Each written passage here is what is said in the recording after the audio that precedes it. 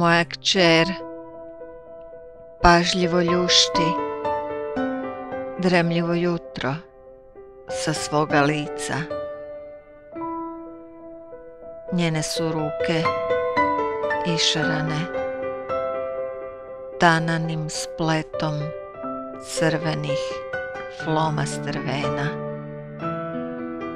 ništa manje uvjerljivih od bezazlenog udarca u modrom, lažnom oku.